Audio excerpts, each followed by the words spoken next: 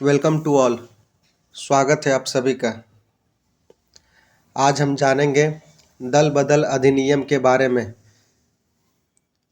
जिसे anti defection law भी कहा जाता है। इसमें हम जानेंगे दल बदल अधिनियम क्या है, यह कब लागू हुआ और इसके अन्य प्रावधान क्या क्या है। दल बदल कानून क्या कहता है? अगर किसी भी राजनीतिक दल के 2/3 से अधिक लोकसभा या विधानसभा सदस्य पार्टी से बगावत करके अलग गुट बना लेते हैं तो उनकी सदस्यता रद्द नहीं की जा सकती है। यह दल बदल कानून की मुख्य बात है।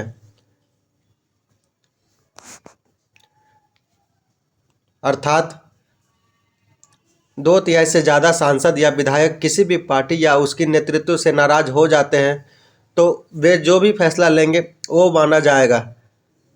यह दल बदल कानून के अंतर्गत मुख्य प्रावधान है।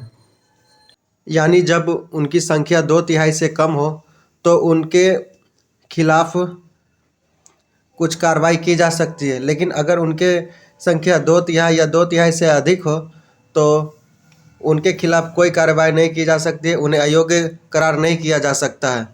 दल बदल विरोधी कानून को 1985 में 52वें संविधान संशोधन के माध्यम से देश के संविधान की 10वीं अनुसूची में जोड़ा गया। परीक्षा की दृष्टि से यह पॉइंट बहुत ही इम्पोर्टेंट है।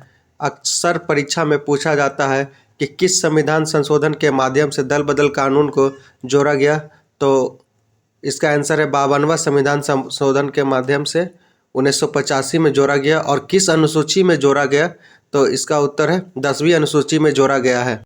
आइए अब जानते हैं कि दल बदल कानून के मुताबिक निर्णय लेने का अधिकार किसके पास होता है। तो दल बदल कानून के मुताबिक सदन के अध्यक्ष के पास सदस्यों को अयोग्य करार देने संबंधी निर्णय लेने की शक्ति होती है। अर्थात सदन का अध्यक्ष ही यह निर्णय लेता है कि किसी भी सांसद पे या विधायक पे दल बदल कानून लागू होगा कि नहीं, और लागू होने के बाद उसे अयोग्य करार दिया जा सकता है। और यदि सदन के अध्यक्ष के दल से संबंधित कोई शिकायत प्राप्त होती है तो सदन द्वारा चुने गए किसी अन्य सदस्य को इस संबंध में निर्णय लेने का अधिकार है कि उस पर दल बदल अधिनियम लागू होगा कि नहीं होगा। दल बदल कानून के तहत किसी जनप्रतिनिधि को निम्नलिखित आधार पर अयोग्य घोषित किया जा सकता है। पहला, एक निर्वाचित सदस्य स्वेच्छा से किसी राजनीतिक दल की सदस्यता छोड़ देता है।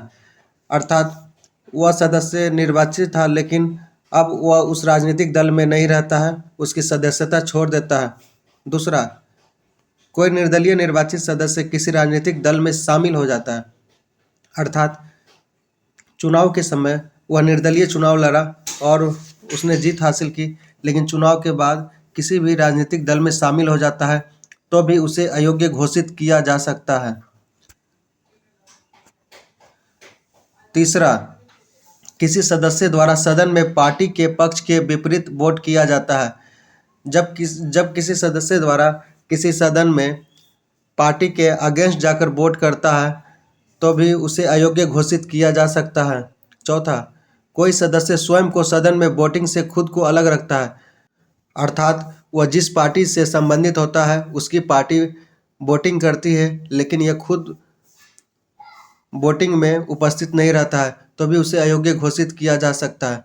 पाँचवां, 6 महीने की समाप्ति के बाद कोई मनोनीत सदस्य किसी राजनीतिक दल में शामिल हो जाता है तो भी उसे अयोग्य घोषित किया जा सकता है।